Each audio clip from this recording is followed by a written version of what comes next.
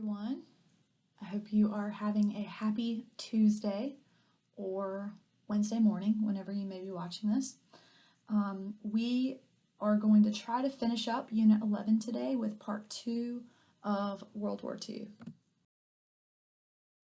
Again, this is an emphasis on the United States involvement of World War II, so this might be like the fastest that you've ever covered World War II in your whole life. All right, so we left off, we talked about the bombing of Pearl Harbor and how the United States had to mobilize for war. And so today we are starting with what the Allies' strategy was. And the Allies had a Europe first strategy. Even though Japan was the nation that had bombed Pearl Harbor, the United States government felt like that threat was remote and Hitler was the greatest threat. And the reason why they believed that Hitler was the greatest threat was because they could potentially knock the Soviet Union out of the war. So I said in the last video that the Soviets and Germany had signed a non-aggression pact where they would not fight against each other and they would secretly divide Poland. Well, shortly after that, Hitler actually sent Nazi forces into the Soviet Union and he invaded the Soviet Union. So he kind of stabbed Stalin in the back there. And so the USSR ends up switching sides and becoming an Allied power. And so because German forces were still in the Soviet Union, the US government feared that Hitler would be able to knock out the Soviet Union as an ally. Moreover, the United States and the USSR wanted to establish a second front in France as soon as possible. The Germans had taken over France pretty early in the war and established a puppet government, one that was French, but it was a fascist, pretty much a German-controlled French government called the Vichy. And so they wanted to establish a second front in France, and that is why the United States sent forces to Europe first.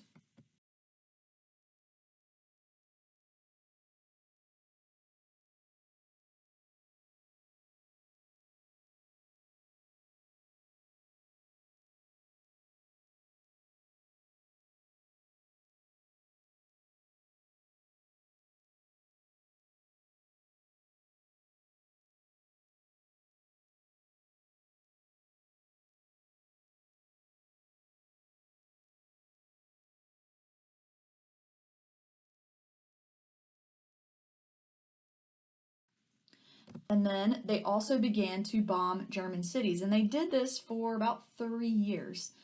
So they started in 1942. However, the worst bombings would come in 1945 with the bombing of Dresden. This is a beautiful German city. If you Google pictures of it today, it looks absolutely beautiful. But in 4 raids in February of 1945, the British and the United States destroyed the center of the city. And so the British sent 722 heavy bombers, the United States sent 527, and collectively they dropped almost 4,000 tons of highly explosive bombs and incendiary devices on the city.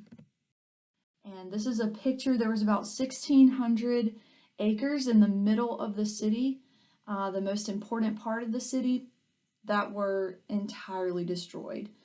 They estimated that between 22 and 25,000 people were killed. It's possible that those numbers are inflated, and that has been debated, but still, this is a whole lot of damage. So Churchill's 2-part plan to bomb German cities and to invade North Africa were both successful. North Africa was successful a little bit sooner. As we mentioned, the Dresden bombings weren't until 1945, but Eisenhower in the United States forced the German Afrika Korps to surrender in 1943. And so I don't know if you've heard of German General Rommel. He was the leader of the Afrika Korps, but they surrendered in May of 1943. So after this, the Allies then invaded Sicily, keeping in mind that Mussolini was a fascist dictator in Italy. And the reason why they invaded Sicily was so that they could take Sicily and then move into mainland Italy and liberate the Italians from Mussolini's control. On top of this, you have the USSR in the east, who finally were able to stop the Nazi advance in Stalingrad. So that prevented the Germans from moving further into the Soviet Union. And so you have, the USSR experiencing success in stopping the Germans in Russia, and then the Allies are, by this point, are pushing their way up the Italian peninsula in 1943. All right, so probably the most popular thing that happened in World War II, maybe aside from the atomic bombs, was the D-Day invasion at Normandy in June of 1944. And so, like I mentioned earlier, this was a massive attack planned on France. Why would they be attacking France since France was an ally? That is because the Germans held the country. The Germans had taken control over the beach. So this was codenamed Operation Overlord, and this began on June 6, 1944, or D-Day, Demolition Day. And so there were about 156,000 American, British, and Canadian forces who landed on 5 beaches. This was about a 50-mile stretch of beach on the heavily German fortified coast of France's Normandy region. This is the largest amphibious military assault in history, meaning it came from the ocean. There were planes that were dropping off soldiers on the coast, and they ran through the water as the Germans just mowed them down with machine gun fire. But we know that this was successful, and eventually the Allies were able to take the beaches, push past the German fortifications, and they began to move into France. And by late August, this is just a couple months later, all of northern France had been liberated from the Germans. And then by the following spring of 1945, the Allies had defeated the Germans. And so this was, historians have actually called this the beginning of the end of war in Europe. So yeah, by August, northern France was liberated. And you still have the Soviets fighting in the east at this point, which are, they were very slowly pushing back the Axis powers in the east.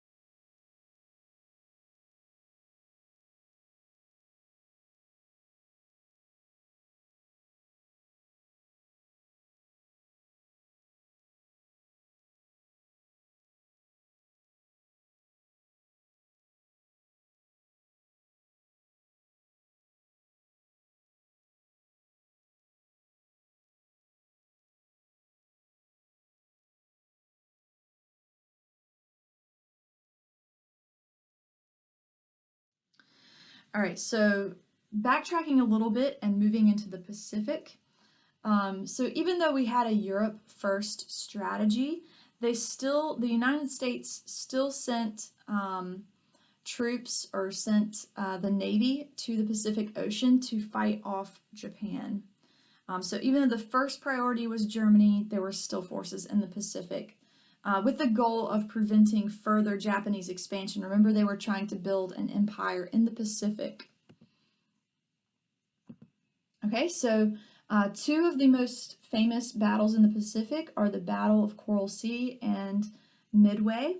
The Battle of Coral Sea happens in 1942, and this is a 4-day skirmish, May of 1942, and this is the very first air/sea battle in history. There were planes and ships in the Pacific Ocean fighting. And so the Japanese were trying to control the Coral Sea, and in order to do that, they wanted to invade Port Moresby in New Guinea. But the Allies were able to intercept their plans during this battle. And so when the Japanese landed in the area, they came under attack by aircraft carrier planes of the United States Task Force. And both sides suffered damage to their aircraft carriers, which are giant ships that hold planes. But the battle left the Japanese without enough planes to attack Port Moresby. And so this was a very strategic yet costly Allied victory.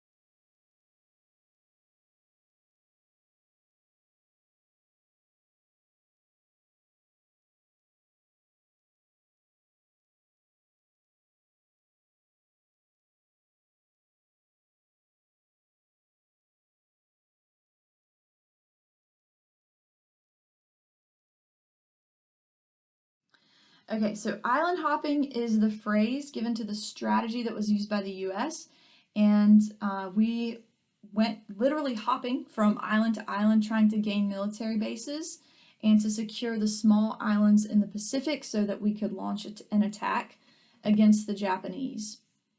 And so this attack was led by General Douglas MacArthur. He was a 5-star general and commander of the Allied forces in the Southwest Pacific. And I mentioned Admiral Chester Nimitz, but he was in the Pacific as well. He was commander-in-chief of the Pacific Fleet. And so the U.S. troops targeted these islands that were not as strongly defended by the Japanese, again with hopes that if they could take control of these smaller islands, they could quickly construct landing strips and small military bases and use those as sites from where they could launch other attacks against the Japanese. So General Douglas MacArthur, who was in charge of this island hopping campaign, was able to successfully liberate the Philippines from Japan. He actually stayed there a while, and the Filipino people came to love him so much that people were really tearful when he had to leave. And so he made this famous promise to the Philippines, or to the Filipinos, "I will return," he said. And then American forces, this was a really big success. were able to take Iwo Jima and Okinawa. These are Japanese islands that are just a couple hundred miles from the Japanese mainland in March of 1945. So by this point, the war is dying down in both Europe and in Japan. So while the Germans kind of quickly surrendered after the Battle of the Bulge, the Japanese, even though it became apparent that they would probably eventually lose, would not give up. They were extremely tenacious, and they had to be blasted and burned from tunnels and concrete pillboxes with hand grenades, with flamethrowers, with dynamites. They would not give up. No matter how dim their prospects of winning looked, they would not give up. And so this was causing millions more casualties because they simply refused to give up, even though it became apparent that they would eventually lose. So while the Japanese are tenaciously fighting the Allies in the Pacific, the scientific community in the United States develops a powerful new weapon, the atomic bomb. And so by this point, FDR had died unexpectedly at his home in Georgia, and Vice President Harry Truman had taken over. This is something that had been in the works for a while under the leadership of J. Robert Oppenheimer, and the United States by this point had given about 6 years and $2 billion to develop this weapon. And when it was tested successfully, Oppenheimer quoted the Bhagavad Gita, which is a Hindu text, and he said, quote, "I am become death, the destroyer of worlds." And so as soon as it was tested, Oppenheimer realized just how devastating this was going to be. It was successfully tested in July of 1945, and then it was used in August of 1945. Of course, Harry Truman agonized over the decision to drop the bomb. He could either continue to fight the war out by conventional means, but who knows how long it would take to force the Japanese to surrender, and who knows how many millions more people would have died if he carried the war out. Yet, of course, dropping the bomb means that you're killing civilians. You're killing like 100, 200,000 people in a single day. Old people, children, babies, women, everybody. And so he agonized over this decision, and he decided that since this would bring an immediate surrender, he would go with the atomic bombs. And so the bomb was first dropped on Hiroshima on August 6th of 1945. That's actually my wedding anniversary. And then the Japanese didn't surrender right away. I guess they figured that we only had one bomb and that they could continue fighting. This just again shows how tenacious they were. And so then we dropped another bomb on August 9th on Nagasaki. So on August 15th, it still took 6 days. The Japanese surrendered and the war was over. So I'll just say a few more things as quickly as possible about this war. One of the things that was going on politically behind the scenes while the war was being fought was there was a split in the Allied powers. So the big three consisted of Joseph Stalin, who was a terrible dictator, communist dictator of the USSR, Winston Churchill, and FDR/Harry Truman. So once FDR dies, Truman becomes the other part of the big three. But world peace was not likely because of the split between the United States and the USSR. The three did successfully cooperate at the first few peace talks at Tehran and at Yalta. But as time went on, this split began to become more and more apparent because Stalin pretty much made it known that he wanted to dominate Eastern Europe, and he wanted a communist takeover of Eastern Europe, especially of Poland. And so, looking specifically at the peace talks at Yalta, the United States and the UK actually allowed Stalin to annex Eastern Poland if Stalin would allow free elections. Unfortunately for the people there, they did not get free elections. The USSR installed a communist regime against, the wishes of the people and against the promises that were made at Yalta. And so Stalin becomes more and more adamant about controlling Eastern Europe. He refuses to give up Poland. He refuses to give up control over Eastern Europe.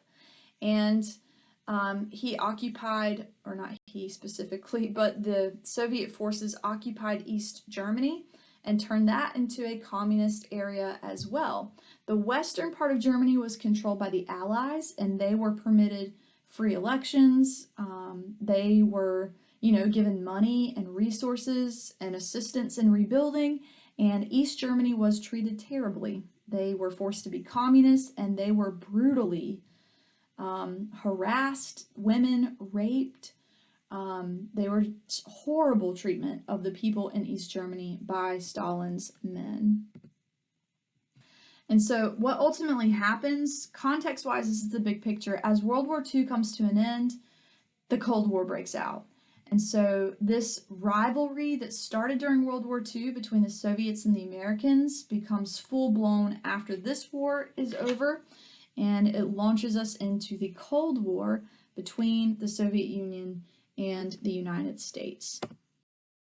All right, that's all. Send me your notes. Sorry this is so long.